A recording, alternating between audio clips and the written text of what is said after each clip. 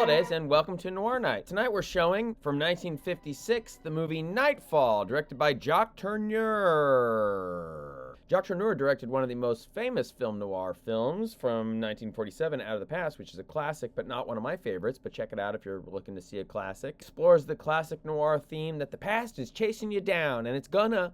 In Nightfall, our protagonist, he didn't do anything wrong. In Out of the Past, Robert Mitchum's character, he did something wrong. Past is still chasing both of them in Tourneur's classics. In Nightfall, we meet a fellow who's on the run from his past. These later 50s noir films have a self-awareness about them. I like to call them noir becomes self-aware. This film is taking established tropes and spinning them on their head. The acting style is different. The camera style is a little different. It's the late 50s. Noir is almost over. This film has a few handsome but chatty expositional scenes early on, and then when we find out what happens, it really hooks us, and then it just keeps us hooked. Then the film's off and running. Based off a book by crime writer David Goodis, Dark Passage, Shoot the Piano Player, The Burglar, who always has strong film adaptations, and screenwritten by Oscar-winning screenwriter Sterling Silliphant. The film has a great cast. I'll start with the character actors. We got two hoodlums played by Brian Keith and Rudy Bond. I don't know which one of these two is more of a scene stealer, but wait till you see him, you decide. Brian Keith is so casual.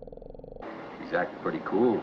I love watching casual actors in black and white. Why not? Feels like time traveling. Brian Keith, you may know him as the actor, son of actor Robert Keith, who was in many noir films, and Brian Keith, he was in some great noir films too, such as Tight Spot, Five Against the House, Chicago Confidential. You might also know him from The Parent Trap, the original with Haley Mills and Brian Keith. Rudy Bond, on the other hand, he plays a real wild card loudmouth who's a bit more of a danger. Why not? Rudy Bond also appears in Elia Kazan classics like A Streetcar Named Desire and On the Waterfront. He's also has an appearance in 12 Angry Men and even in the cameo in The Godfather. He's a real method acting ensemble, classic first wave method actor collaborator. James Gregory is also good as the traveling insurance investigator. This film also features the incredible, amazing, great, and talented and beautiful Academy Award-winning actress Anne Bancroft, who also makes the film feel so contemporary. And I'm not sure whether that's because she came from films that I watched all the time growing up, so I just think she's contemporary, or she's just a contemporary actress. She just feels contemporary. She's bringing contemporariness. She's contemporary. Surely you know her as Mrs. Robinson. She was also married to Mel Brooks, and she's the mother of writer Max Brooks. Anne Bancroft is in a few film noir. I just watched one with her called The Girl in Silk Stockings, and she is not the girl in silk stockings. The girl in silk stockings, I think, is supposed to be Mamie Van Doren in that movie, but there is actually no girl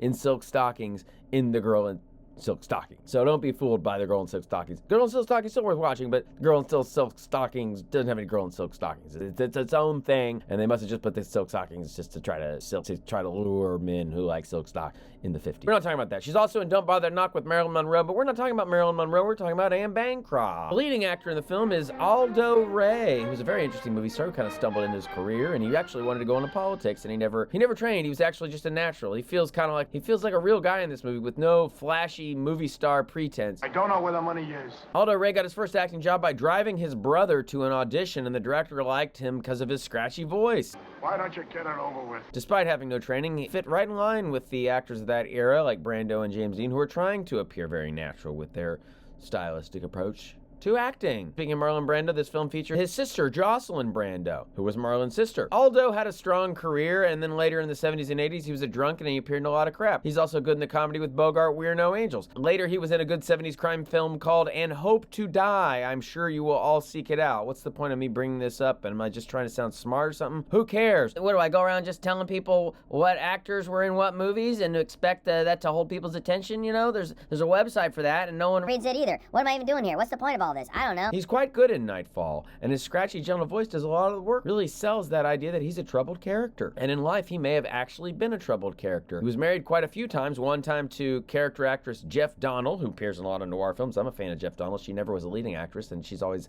playing the friend, but she was married to Aldo Ray. And then later, he married actress model named Joanna Bennett, who would go on to be a legendary casting director, Joanna Ray, who most notably cast films for David Lynch. And her son with Aldo Ray is actor Eric Dare, who played abusive husband Leo Johnson in Twin Peaks. Years ago, this is a first-hand personal story. I was as an actor in Los Angeles auditioning for Joanna Ray in her casting office, and she had news clippings of her life on the wall. And there was a news clipping with a picture of a young lady and Aldo Ray, and she came out and she said, "Come this way." And I said, "Hey, is that you with Aldo Ray?" And she said, "Yes." I go, "What's going on there?" And she goes, "He was my husband. I was married to him." British accent. "He was my husband. I was married to him." I said, "Oh, how was that?" She goes, "It was complicated." Speaking of complicated, I think there's a scene where Aldo Ray's doctor, her best friend, is suggesting that Aldo Ray should run off with his wife, maybe I misunderstood, but that seems like complex stuff being depicted in the mid-50s. Love triangle stuff, unless I'm wrong about that, but I think that's, you